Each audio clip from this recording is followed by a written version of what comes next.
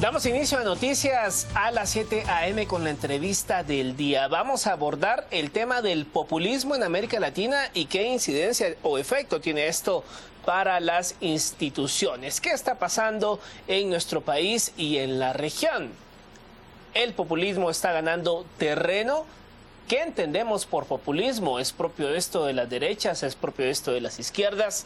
¿Qué ocurre con este concepto de la teoría política? Nos acompañan acá en el estudio dos analistas que ustedes ya los han visto en la pantalla de Canal Antigua. Se trata de Gloria Álvarez del Movimiento Cívico Nacional y Álvaro Velázquez, politólogo. Muy buenos días. Buenos días, Mariana. Buenos días. Qué bueno verlos a ambos acá. Gracias por asistir. Iniciemos con el punto de partida de lo que hoy se está convirtiendo en un video viral. El discurso que tú, Gloria, das en Zaragoza, España, hablando del populismo y el peligro que esto representa para la democracia y para la república en general, y la forma en la que muchos están aceptando esas ideas o concepciones y promesas que son realmente cosas que jamás se podrían cumplir, pero que lo aceptan porque es todo lo que tiene. Gente que está en necesidad. Háblanos de por qué tu discurso ha sido tan llamativo y, en conclusión, para quienes no lo han visto, en pocas palabras, exactamente cuál era el fondo de ese discurso.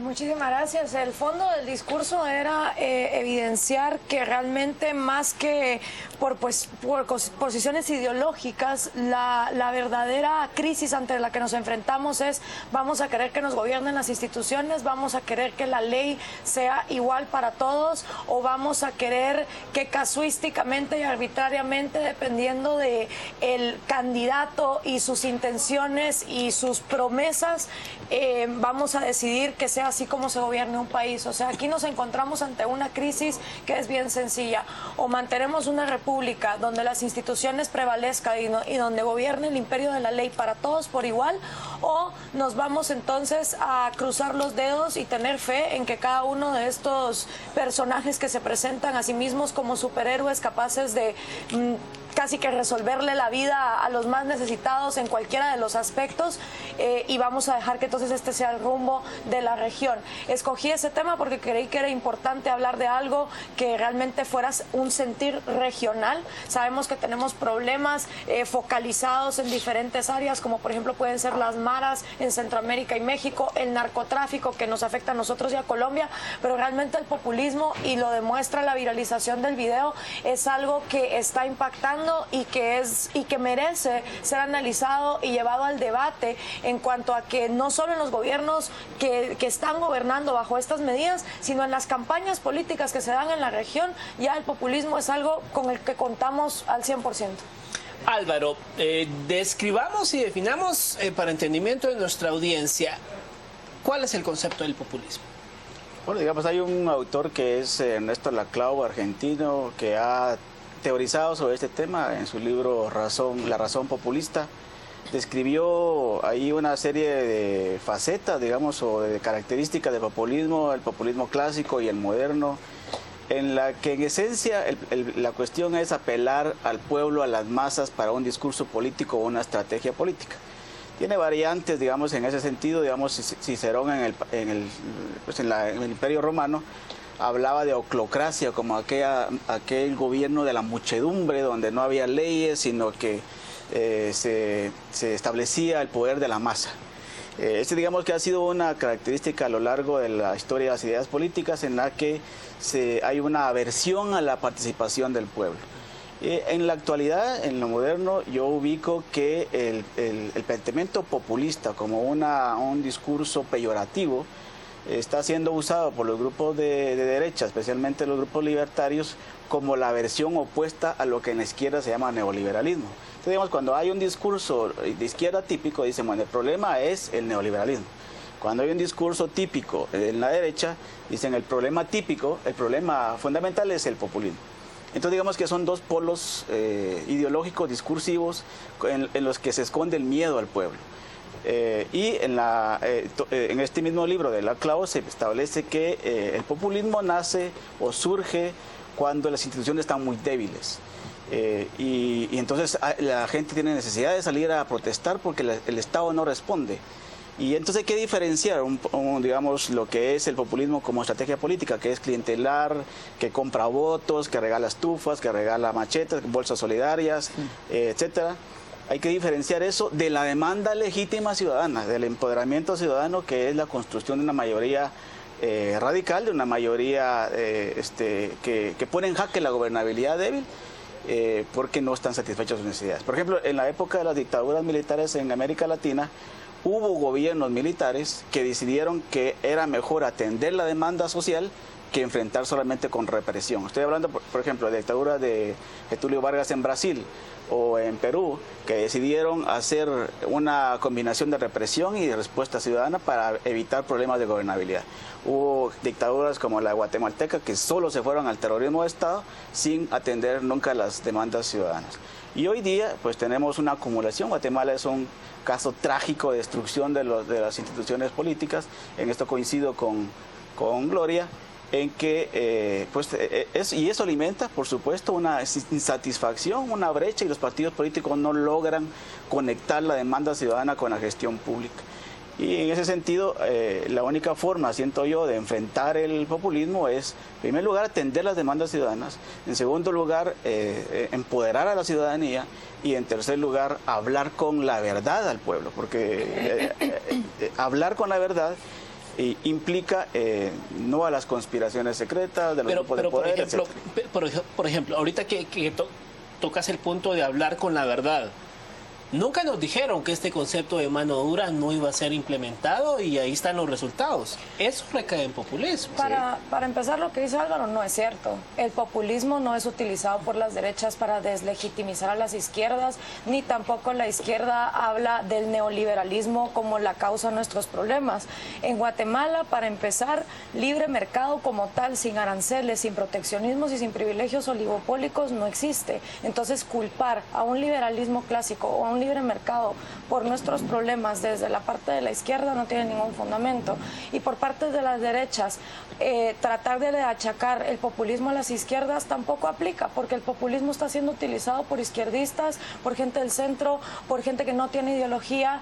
Y sí, es verdad, desde el Foro de San Pablo en 1994 se establece una agenda que luego es agarrada por el socialismo del siglo XXI, que el populismo reivindica al pueblo. ¿En qué forma? En quitarle su autoestima, en decirle que es tan miserable y tan inútil y tan inepto que necesita a este superhombre para que les resuelva la vida. Yo no creo que eso sea empoderar a un ciudadano. Uno empodera a un ciudadano dándole oportunidades de empleo, uno empodera a un ciudadano dándole análisis crítico, uno empodera a un ciudadano hablándole con la verdad. Y para hablar con la verdad hay que hablar con estadísticas, hay que hablar con datos, hay que hablar con hechos. Los discursos populistas de los dictadores latinoamericanos que llegan al poder a través de vías democráticas, porque eso sí, llegan por vías democráticas para luego coserse las instituciones a su medida, cambiar las constituciones, agarran al legislativo, quitan la oposición por completo. El caso de Rafael Correa, que Álvaro tanto pues pone en su Facebook como un admirador, o el caso de Maduro, por ejemplo, que dice que Chávez le habla por las noches. Eso no es hablarle con la verdad al pueblo, eso no es darle razones. Creo que el populismo simplemente lo que le trata de decir al ciudadano, y es lo más peligroso del mismo, es que merma en el autoestima del ciudadano. Y el ciudadano se siente como, sí, ¿verdad? Yo soy pobre y soy miserable, sí, ¿verdad? Yo necesito entonces de estas promesas vacías para salir adelante. Gloria, tú decías en tu discurso que justamente los populistas aman a los pobres, los aman tanto que los multiplican. Los necesitan. Es algo que tú manejas mucho. La respuesta de la gente es muy importante y nuestros televidentes hoy han participado. Víctor Mancilla nos dice, los líderes políticos en Guatemala son populistas, por supuesto. Si fueran sólidas las propuestas, serían algo con más sentido, y eso pues empata mucho con lo que estás diciendo tú. Por otro lado, Mario Archila, que es un analista también y nos acompaña muchas veces, dicen, en Guatemala los políticos cuentan chistes. Acá tenemos otro comentario, dice, regalan playeras, pachones, frijol, populismo puro, ansias de poder, no componer, no de componer. Eso lo dice Alejandro. Julio de León dice, son populistas, muy contadas ocasiones tienen o han tratado de hacer propuestas sólidas. Es decir, lo que estamos encontrando con esta pequeña medida, este pulso que le tomamos a las opiniones de nuestros televidentes, es que la gente que hoy por hoy está manejando la política en Guatemala no conoce el Estado de Derecho, o si lo conoce lo desdibuja para tratar de moverlo a su favor. Hablemos de quienes hoy se perfilan como aspirantes a la presidencia, por no usar ese término que se ha popularizado y no existe en realidad, la de precandidato, pero aspirantes a la presidencia. presidencia, Gloria Torres, Manuel Valdizón, Alejandro Sinibaldi. ¿Cuál es la técnica que ustedes pueden evaluar con ellos? Empecemos contigo y luego vamos contigo, que tú hiciste mención también en ese discurso en Zaragoza. Bueno, solo aclarándole a Gloria, yo no estoy defendiendo el populismo, pero para nada. En todo caso, sé que hay un discurso y una estrategia populista fundamentalmente que proviene de la derecha en este país proviene de la derecha, y también hay en versión a la izquierda, pero digamos en este país no tenemos eso. No hay ideologías claras. No tenemos eso, hay un vacío ideológico, y aquel que promueva, digamos, el pluralismo político tiene que estar claro que tiene que recoger la demanda ciudadana y empoderarla. Ahora, de los que estamos hablando en este momento, como Guatemala ya se ha convertido en un país del cortoplacismo, en eso sí es populismo. Entonces lo que hacen es comprar el voto del electorado mediante este tipo de regalos que ya mencionamos, y quien lo está aplicando, por ejemplo, el gobierno con esto le urge, por ejemplo, la aprobación de los bonos, precisamente por eso, porque se utiliza el otro año para una parte de eso para la compra de bolsas y demás cosas que sirven para eso. Pero lo que la exige la ciudadanía en materia de reformas estructurales, de reforma política, de reformas económicas, etcétera, eso no está siendo respondido. Quienes desean administrar el país, ¿cómo los ves? ¿Están dando discursos porque así lo haya prohibido el Tribunal Supremo Electoral? ¿Están saliendo a hacer mítines? Ninguno de los tres que encabeza la actual contienda electoral está hablando de reformas políticas fundamentales y de reforma al modelo económico. Y el que lo levante, podría ser acusado de populista por parte del sistema económico, de los grupos de poder, pero ese es el gran vacío que tenemos en Guatemala, una brecha, un divorcio entre la ciudadanía, la clase política y los grupos de poder. Ahora bien, evaluando estas propuestas, tenemos por ejemplo del lado de Valdizón el tema del bono 15 que le siguen dando, Sandra Torres insiste en el tema de los programas sociales, y Alejandro Sinibaldi continúa con esta idea de crear empleo, que uno no entiende cómo un Estado puede crear empleo. Esas tres propuestas, ¿caen en el populismo? Totalmente. Por ejemplo, el bono 15 responde a lo que ahorita en Venezuela se dio con el aumento del salario en un 15%, cuando realmente la inflación de Venezuela está sobrepasando el 60%. Entonces, te aumentan el salario en 15, pero la inflación crece a 60, tenés un 40 de déficit. Lo mismo va a pasar con el bono 15. Es un bono más que lo único que hace es percibir para el ciudadano que está recibiendo más dinero, pero a la hora que salga a la calle a comprar sus enseres, se va a dar cuenta que por la misma cantidad de dinero no puede comprar la misma cantidad de bienes, y así nos vamos en un ciclo inflacionario. Pero qué bonito se escucha. La otra propuesta de Sandra Torres de los programas sociales, por supuesto que se pueden hacer programas sociales. El problema es la rosca de corrupción que se enfrasca alrededor de estos programas sociales, donde al final se crea una codependencia absoluta, que no solo está pasando en Guatemala. A raíz del video me escriben de Argentina, donde las patojitas se están embarazando para poder entonces recibir más ingresos del Estado. ¿Por qué? Porque se incentiva eso. Y acordémonos que el ser humano trabaja por incentivos, perversos o positivos, dependiendo de los que el sistema le brinde. Y la tercera, Alejandro Sinibaldi, de creación de empleo. La mejor manera de crear empleo es permitiendo la competencia. Entonces, si él estaba hablando de que va a permitir competencia, empecemos entonces a hablar de tratados comerciales con regiones donde todavía no los tenemos, de mandar un cuerpo diplomático que realmente sea capaz de vender a Guatemala como un lugar de oportunidades. Pero ¿qué necesitamos para eso? Seguridad jurídica. ¿Quién va a venir a invertir a un país donde a cualquiera lo matan por un teléfono celular? Y lo más interesante de todo esto es que se le culpa, digamos, a las diferentes ideologías, como siempre a los libertarios, de enfocarnos en lo material y en lo económico y de no tener alma. Y yo lo que me doy cuenta es que con este populismo, los que tienen esta relación enfermiza con el materialismo y con que el ciudadano no voltee a ver otra cosa para votar que no sea lo económico, son precisamente los líderes populistas. Enfrascan al ciudadano en básicamente decir, si no tenés algo material no vales nada, y es sinónimo de pobreza la ignorancia, cosa que yo también hacía alusión en el discurso. Hoy por hoy la penetración de la tecnología, le guste a quien le guste, es una realidad, y de aquí al 2025 probablemente en Guatemala el 100% de la gente va a tener internet. ¿Qué es lo importante entonces? empezar a usar estos mecanismos para demandar y exigir de nuestros gobernantes que hagan su trabajo. Gloria, caminemos hacia allá. Tú justamente decías eso, perdóname que te interrumpa, que tenemos muy poco tiempo, pero tú decías que utilizáramos las tecnologías para acabar con el populismo. Y en este caso, la pregunta va para ambos y ustedes sabrán cómo plantearla. ¿Cuál es el futuro de Guatemala en 2015? ¿Es acaso que podemos implementar las tecnologías para quienes llegan? ¿Y será acaso que todo esto que se está hoy popularizando acerca de analizar cuál es la propuesta de los aspirantes a la presidencia podría cambiar el panorama del país? ¿O vamos sin duda, sin frenos, como decíamos tú y yo hace un rato, con un carro sin frenos hacia unos problemas aún más profundos de los que ya estamos viviendo con los tres aspirantes que tú decías son los que están perfilándose como los favoritos? Bueno, lo que pasa es que ahorita, digamos, el uso de las tecnologías, cualquier herramienta que le permita acceso a la información pública a la ciudadanía, incluyendo la educación pública, el fortalecimiento de las instituciones educativas, cualquier herramienta de ese tipo ayuda a empoderar la conciencia ciudadana. Entonces, digamos que eso sí es una respuesta a largo plazo, en el corto plazo y en el mediano plazo.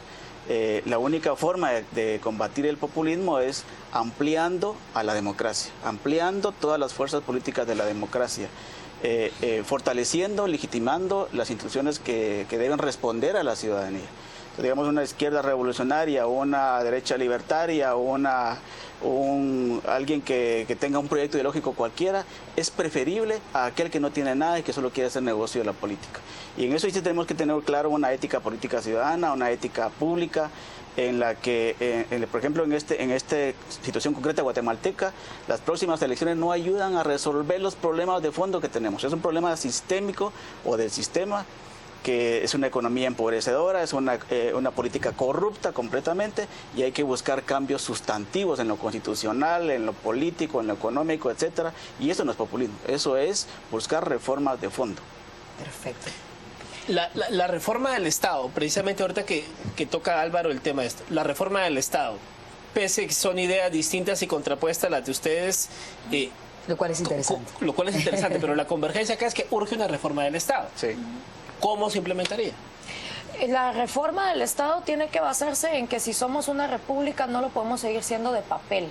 Y entonces eso implica hacer una revisión de las más de 70,000 leyes, una revisión de los 340,000 puestos públicos que existen en este país, una revisión de si realmente necesitamos 13 ministerios y 14 secretarías, si no necesitamos mejor un Congreso bicameral, si no necesitamos un organismo judicial donde los magistrados no sean realmente copados por el Ejecutivo o el Legislativo, un análisis profundo de dónde viene la academia que realmente está imperando en los puestos públicos de este país, porque se habla mucho de poderes, pero aquí poderes hay por todas partes, y cuando uno voltea a ver de qué universidades se gradúan los puestos de los funcionarios públicos, la universidad pública es la que más impera. Entonces, esas son cosas que hay que analizar y hay que venir y decir, vamos a refundar una república. Ok, entonces somos una república de papel, necesitamos volver a independizar a los tres poderes del Estado, volver a ver si realmente los vehículos que estamos utilizando en el Ejecutivo, Legislativo y Judicial están siendo los menos burocráticos, los más eficientes, los más avanzados tecnológicamente o no,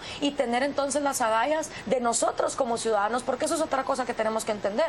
Los políticos no van a dejar de ser populistas de la noche a la mañana, lo van a dejar de ser cuando los ciudadanos empiecen a exigir propuestas, empiecen a exigir intelecto, empiecen a exigir un debate de ideas, empiecen a exigir que los partidos empiecen a dar proselitismo y no solo campaña política, foros, conversatorios, debates, lugares donde se pueda discutir qué posición vale más. Eso no lo vemos hoy por hoy. Y créanme, los ciudadanos al no pedirlo no van a tener políticos que lo den. En los países donde el político tiene que prepararse, tiene que estudiar, tiene que probar con datos cómo va a hacer las cosas, es porque los ciudadanos se lo exigen, si no, no votan por él.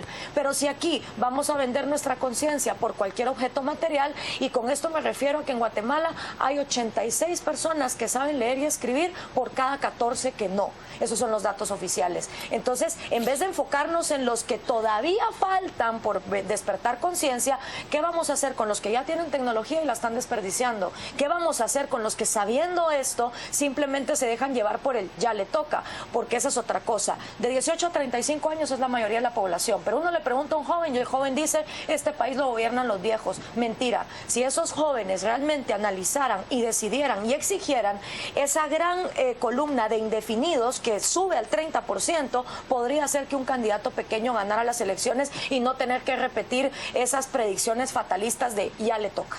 Absolutamente. Gracias a ambos. Tenemos que despedirnos. Seguramente ustedes querrán opinar al respecto. Les invitamos a utilizar las redes sociales hablando de la tecnología y también de no quedarnos callados, porque solo como hemos dicho, cuestión, la ciudadanía, hay. Ahora te dejo hablar. ¿Qué dijiste? La coincidencia es que el voto es poder. Absolutamente. Si lo entendemos así, la democracia no pierde contenido. Pero tomando tu idea, hay que recordar que el poder del voto no se ejerce solamente el día que vamos a las urnas. Eso también representa los 4 años de administración. ¿Está cumpliéndome con lo que me prometió o no? Le falta poco tiempo. Entonces, como decíamos, la ciudadanía es participación, ¿no? En la política no es cosa de élites, es de ciudadanos, los que elegimos. Y eso es lo que tenemos que entender. Y mucho ojo para este proceso 2015. Estos candidatos que se presentan como mesías, como que con una varita pueden resolver todo, tengan mucho cuidado. Y más que la forma de los discursos, analicen el fondo. Sí. Y pregúntense ustedes, ¿esto que me están planteando, es viable hacerlo? ¿Se puede implementar? Y ahí vamos a ir como que haciendo un pequeño tamizaje de quién trae algo escondidito por ahí. Bueno, casi digo acerca de una propuesta bastante demagoga. 7:30.